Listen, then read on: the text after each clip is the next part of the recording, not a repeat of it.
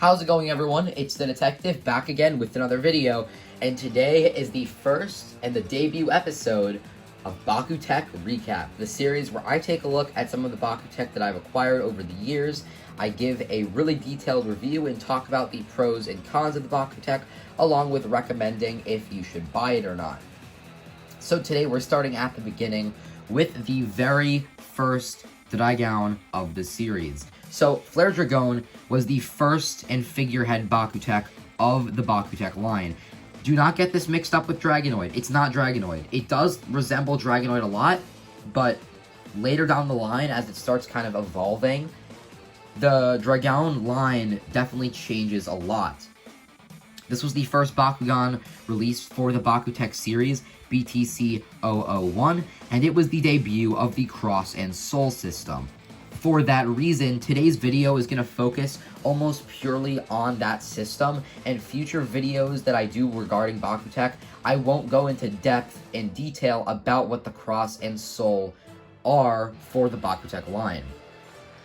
So firstly, let's actually talk about the exterior of the Bakugan.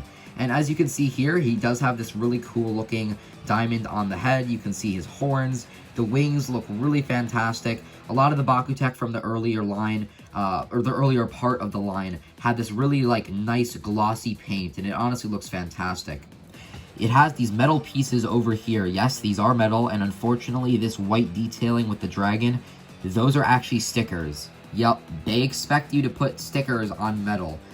For your information, these stickers do not hold up well. I actually had to glue mine on. I legit, they were peeling off, and I took super glue and I just stuck them down. They're even starting to peel a little bit at the front and the back. So if you get this guy new in box, the stickers might not work, and if you're gonna play with him, and shoot him around, I honestly would recommend that you keep the stickers off of him. So one thing that's kind of interesting about this BakuTech and a few of the other Bakugan that were released in the early BakuTech line is that they're actually slightly egg-shaped. If you disregard kind of the head that likes to pop out a little bit, you can kind of tell that the curvature on the top of the BakuTech and also kind of on the bottom where the magnet is, it's a little bit recessed compared to the sides, which are totally round. And this is more apparent in some other BakuTech than others, and I can tell you, if you own this guy in person, he is ever so slightly kind of oval-shaped or egg-shaped, just a slight bit. And the reason that that was done was because the main function of this specific BakuTech was the critical KO. So you might be wondering, what is a critical KO? And I am going to explain it in this video because the BakuTech show and additionally the BakuTech game were kind of focused on this mechanic. Now, the critical KO was something that had existed in the Japanese rule set for Bakugan since its debut, and I'm not totally sure if it actually existed in the English release and the global release of BakuTech. However, the idea of the critical KO is that a KO, just a knockout, is where you would roll your Bakugan and it would whack the other person's Bakugan off the card. Now, a critical KO would happen if you shoot your Bakugan, knocks your opponent's Bakugan off, and then your Bakugan opens. And this specific Flare Dragaon that I have here functionally does not work too well anymore, and I'll explain that in just a little bit. So for that reason, I can't demo a critical KO. So the idea with this is that if you KO your opponent's Bakugan, then it basically opens up a gate card. But if you critical KO, then not only do you knock theirs off, but you stand on the card, and then you get to take the gate card, and that counts as one of your gate cards for the game. And especially since in BakuTech, both players shoot their Bakugan at the same time, the critical KO became an extremely pivotal and strategic part of BakuTech and how the game worked. Alright, so now that we got this guy unfolded, I'm just going to kind of show you the details of him. The face looks really, really nice. I do love that. Some really nice paintwork all around. These feet open up. One thing to note is the MG on the bottom. All Japanese Bakugan have the MG on the bottom, unless they're the older versions with the exposed magnets, but especially in the BakuTech line and, New Vestroya and the Alien Invaders, all Japanese Bakugan will have the MG. And that was actually pretty cool because you could kind of position the magnet to line up with the card so you can kind of predict where it's going to land when you shoot it. Additionally, the horns actually can open up all the way. However, in the anime and most promotional material, they just kind of go out the back like such. So for that reason, I'll be displaying it like that. Flare Dragaon is honestly a really cool looking BakuTech. However, it does have a flaw, which I will explain right now. So let's actually take a look at the crosses and the soles, and I'll go into depth on these in just a little bit. However, you can see that the metal pieces are actually being held in by this rubber section right there. And one of the cons of this Bakugan is that since it was one of the earlier releases, the rubber on it tends to get, dried up and hardened. So as such, the actual cross parts can fall out extremely easily. And it was actually re-released later on. Mine is the original release, which is by far much rarer to find, with these exposed rubber pieces on the inside. But what that means is that he basically can't be used in a game, because this was a mistake by Sega Toys in their design process that they then fixed later on. And while you can shoot him around if you do so, and from my experience with this particular model of Flare Dragaon, the actual cross parts tend to fall off when you shoot him, or the arms just tend to pop out entirely just due to how this metal piece is kind of shaking around. So that's one of the reasons why I can't actually demonstrate a critical KO for you here. I will try to add in a clip, or maybe at the end of the video I'll add in some clips of critical KOs with this Bakugan so you can see. However, later down the line, he did get a re-release, and this problem was corrected. And if you have the re-release version of Flare Dragaon, you probably will be able to actually use him for critical KOs and in the game. Alright, so let's talk about the cross and the soul system. This was called the convert system, and it's honestly one of the biggest draws of the BakuTech line. As the name would suggest, the convert system suggests that you can, convert your Bakugan and change the way that they look and act. Yes, you can change the way that a Bakugan acts. And what I mean by that is when you shoot it, the displacement of metal on the BakuTech or on the Bakugan can actually change the way that they move. For example, this Delta Dragonoid that I showed you before, when you roll him, unless you do a spin shot with him, then he will tend to loop around just due to the metal piece that's on his waist. Now, the biggest draw with the BakuTech series was that you could actually remove these metal pieces on the side. And no, these aren't just die-cast metal like in Mectanium Surge. These are actually solid metal, kind of like the Special Attack Bakugan from New Vestroya. You could just remove those. And as I mentioned earlier, the rubber pieces are sadly very loose, since this is the original release of Flare Dragaon. And then you could also remove the legs just as a whole. You could just take these off. And the draw with this is that there were other BakuTech, especially ones like Munikis, which we'll take a look at in next week's episode, where you could actually remove the feet, and the feet on Munikis are metal, and then you could theoretically either give Munikis the metal crosses from Dragaon here, or you could give Dragaon the metal soles from Munikis.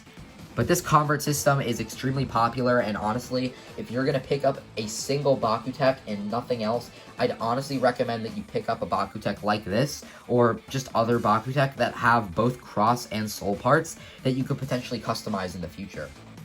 Even though the concept of the critical KO was very prominent in the BakuTech game, it still used, the standard rules with the Bakugan cards. And being a Japanese series, we did get these really cool looking ability cards. So let's actually take a look at some of the cards that were related to Flare Dragaon. This card here, the actual Flare Dragaon card, you can see the spelling right there. This is the actual just standard character card, and basically the way that it worked is like a lot of the ones from the original series, where if a Flare Dragaon was on the card, it would get the double bonus. So basically, if it lands on this card, it would get 240 Pyrus G-Power bonuses. And one thing to note, I forgot to mention before, he does actually have 520 Gs on mine. However, there were a few different variations. I'm pretty sure that the highest G-Power version of this Bakugan was like 600. However, I might be mistaken. We also have this card here, which is called Survival Match. I don't think it originally came with it. You can see Flare Dragaon there, and actually Death Munikis, which is going to be next week's episode. This is the second BakuTech released in the line, while this was the first. I don't know what this does. I tried searching it up, but couldn't find it. Unfortunately, it's a bit damaged, as you can see there, but nonetheless, just a cool card to look at. Then we have the Flare Metal Cross. I believe that this was actually included with Flare Dragaon if you purchased it. New in the box, and as you can see, the cross just fell off, just reiterating what I said before, how the rubber just does not hold up the crosses very well, but it does show the actual cross part, just promoting that convert system The final card is definitely the coolest. I'm not sure where this could be originally purchased. I don't think it came with the actual Bakugan. As you can see, it's this really fantastic looking foiling with Flair Explosion, just shows him with some lightning all around. The foil cards from the Japanese version of the Bakugan game really do look fantastic. And if you guys know what this does, please let me know. As you can see, this is a blue ability card, and this is a green ability card. There's always a chance that there are more cards that are related to Flare Dragaon that I just simply don't own. And if you have any of them, I'd love to hear in the comment section below. So as we begin the conclusion to the video, I want to do a few things. The first thing is I want you to go into the comments and let me know what you thought of this video style, because this is a series that you guys basically requested on my channel. BakuTech Recap is the product of me saying, should I do BakuTech videos? And I got a pretty positive response, and I'm really hoping that the series can grow, because I did really put a lot of effort into this video, and I also put a lot of effort into the last video, which was the BakuTech Recap Episode 0 intro. So as you guys know, this series will be premiering every Sunday, unless something better and bigger comes up. For example, last Sunday, I actually unboxed the limited edition Dragonoid Treaderous, so I did postpone this episode a week, but unless I'm uploading something else super special on a Sunday, every Sunday until I don't have any more BakuTech to review will be a BakuTech review video. So I want to know what your thoughts are on this review style. Before we wrap up though, and before I give my thoughts about if you should purchase this, I do want to show something. This is a Bakugan that I actually got when I hit 15,000 subscribers. I actually recently hit 26,000, and I am going to be doing a very, very special video for that, but I'm still planning it. So just hold on to your horses, and trust me, there will be another very special video. But this was actually an extremely rare lottery prize version of Flare Dragaon that I actually purchased, and I got this cool case for it. This is the Flare Dragaon Go version, and the reason it's called the Go version is because there was a Bakugan released actually towards the end of the series in the second season of BakuTech, which was called BakuTech Gachi, and it was called Go Garyu, and it featured orange and blue as the primary colors. And this was actually released as a special, like, tournament prize, like, limited release. There are only a certain amount of these in the world. Like, it's pretty limited. I think it's like, it's like between 500 and 1,000 of these in the world, so it's pretty limited, pretty fantastic. It'll cost you a lot of money.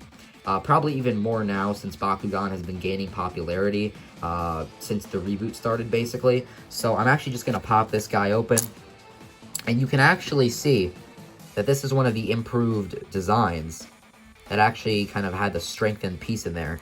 The cross parts on this guy are actually plastic, not metal, but the rubber itself is much thicker, and it'll hold on to it, the cross, far better. So you can just kind of see the difference, like I said. This design was improved some way, like, through the first season of BakuTech, and then every other time that this Bakugan got re-released and recolored, it used the improved design. So I'm just going to open this up. I haven't shown this on my channel in a while.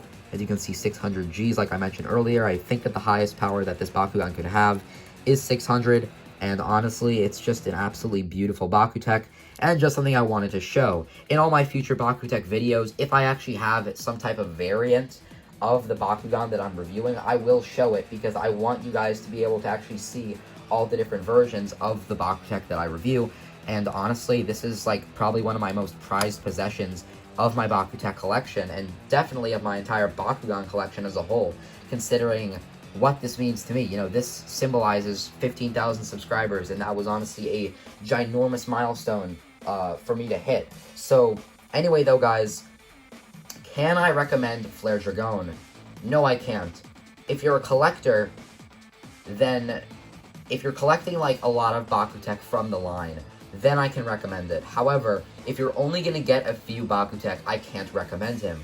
As I said earlier and many times throughout the video, the cross pieces fall off easily. So unless you know for a fact that you're getting the upgraded version of Flare Dragaon with the cross parts that actually stay in the side, I can't really recommend it. You also saw, probably, you know, when I was going over the ball form, that the head of this Bakugan tends to pop out a little bit, and overall, like, I've been taking extremely good care of this guy. I've only had him for a couple years, and, you know, this is an old BakuTech. Like, this came out in, I believe, 2011, 2012 in Japan.